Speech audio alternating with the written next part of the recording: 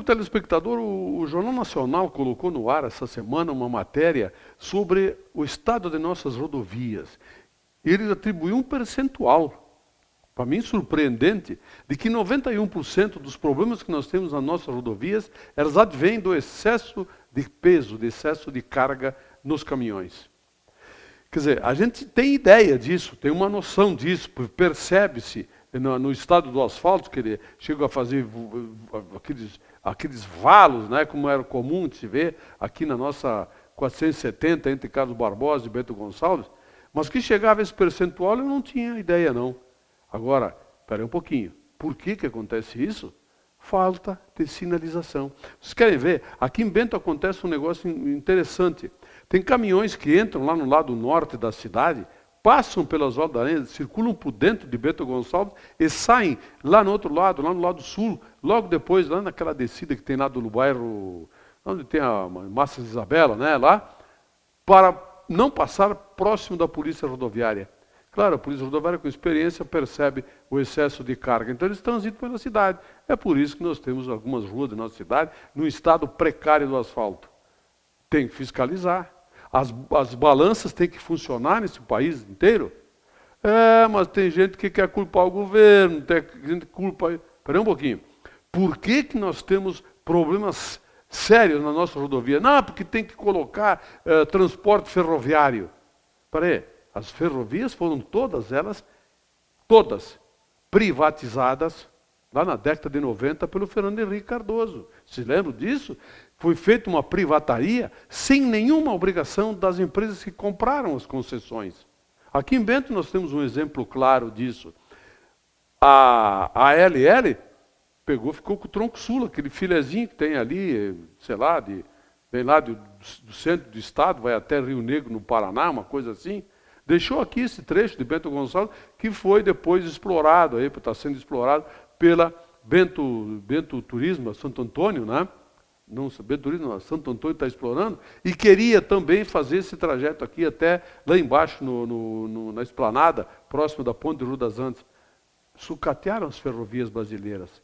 Espera um pouquinho, mas isto vem de mais tempo. Vocês lembram dos governos militares?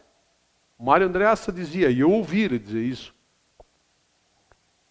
progresso é construir estradas. E construíram estradas e foram deixando ferrovias. Não deram importância para ferrovias. Por quê? Porque a indústria automobilística pressionava, tinha que ter, queriam trabalhar, produzir no Brasil. Está aí o resultado. Nós temos estradas sucateadas, as ferrovias agora que o governo está começando não, já está inaugurando até alguns trechos de ferrovias, mas não tem muito interesse não por parte de alguns setores da economia que isso as ferrovias desenvolvam, assim como as hidrovias também. Então está aí, 91% das nossas estradas, segundo o Jornal Nacional, de pesquisa, levantamentos que fizeram, se deve ao excesso de cargas. Além, claro, chuva, etc e tal, asfalto de má qualidade, tem gente que assina lá que está tudo bem, mas na verdade não está tudo bem, que não é bem assim, nós sabemos disso, né? Enfim, está aí, essa é a informação que tem aí, que está circulando agora. Ontem à tarde eu dei um giro por Bento Gonçalves, sério mesmo, eu não conhecia essa Bento Gonçalves. Eu fui lá para o lado da cidade, lá do sul da cidade, Santa Helena, Santa Marta, Santo Antão, aquela região toda ali, imigrantes. Fui conhecer aquilo tudo ali com o vereador Pessuto. Conhecer, exatamente essa palavra, conhecer um lugar que pouca gente de Bento que não mora por lá conhece. É impressionante aquilo. Me chamou a atenção uma série de coisas. E sobre elas eu vou falar na medida em que o tempo for passando, vou inteirar mais sobre alguns assuntos e vou falar sim sobre isso, aquela impressão que eu tive conhecendo esse lado da cidade que eu conhecia pouco realmente e muita gente não conhece. Pois agora o assunto no Congresso Nacional é cartões de crédito. Querem que haja lá uma pressãozinha que está vendo, né, por parte das empresas, que há uma diferenciação em compra com cartão de crédito e compra com dinheiro à vista. E tem lógica. O cartão de crédito cobra tarifas altas, elevadas, de quem vende com cartão de crédito. É diferente para o comerciante que recebe na hora, à vista, em dinheiro, o estabelecimento, que seja qual for, e o que recebe com cartão de crédito. depois de um determinado tempo, e ainda com o abatimento do valor, chega até 4,5%, 5%, e mais, 30 dias depois, e mais, paga-se aluguel de máquina. A maquininha para passar o cartão tem aluguel daquilo ali tudo. Enfim, tem um lado positivo e um lado negativo nisso. Não sei, vamos ver o que vai acontecer. Eu acho que faz 20 anos que é assim, é obrigado a ser à vista, considerado à vista o cartão de crédito. Se vai mudar, não sei, mas que está havendo pressão, tá. Pelo menos uma parte do Senado já passou, vamos ver onde vai chegar isso aí agora. Vai haver muita discussão, muito choro e ranger de dentes, com certeza. Uma pergunta que já me fizeram várias vezes na rua e eu não soube responder, sinceramente, eu nem sei. Vou fazer a pergunta aqui no ar agora. Como é que ficou aquela história do lixo, a lei do lixo, que vão multar quem jogar lixo no chão, nas ruas, tal, não der o destino adequado? Está em funcionamento, está vigindo, tem a multa, está sendo aplicada, quem fiscaliza? Isso que me questionaram, eu estou transferindo isso para a Câmara de Vereadores, que aprovou a lei, para o prefeito que sancionou. Como está a lei do lixo aqui em Bento Gonçalves?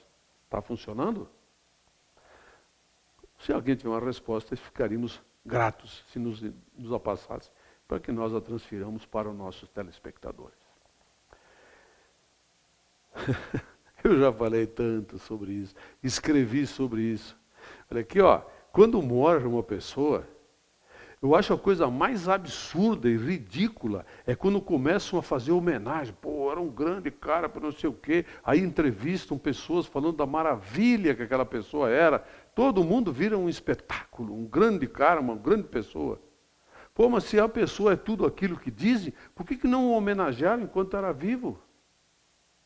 Nós temos gente aqui de Bento que fizeram muito por essa cidade e ainda não receberam o devido reconhecimento, a devida homenagem por parte da cidade como um todo. Quer dizer, depois que o cara morre, olha o caso, Eduardo Campos, dava um cacete direto no cara.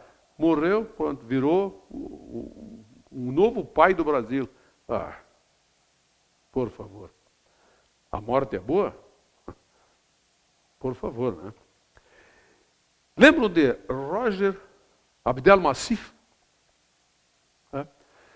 278 anos de cadeia ele levou pelo estupro e violência com 39 mulheres. Ele fazia aquelas inseminações lá, né? Um médico renomadíssimo, famosíssimo no mundo, mas ele abusava das mulheres que iam lá. Foi condenado, 238 anos de prisão. Fugiu. 4 anos que ele estava foragido. Prenderam ele ontem, no Paraguai.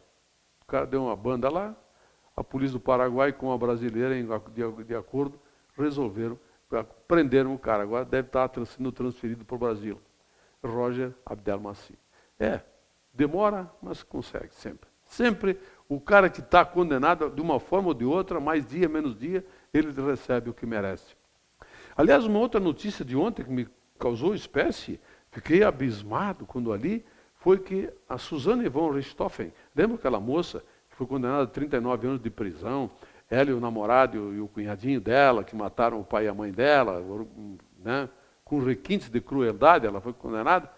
Ela iria receber agora o semiaberto, né, o direito de dormir fora da cadeia, pois, surpreendentemente, ela entrou com um pedido, não quer sair da cadeia.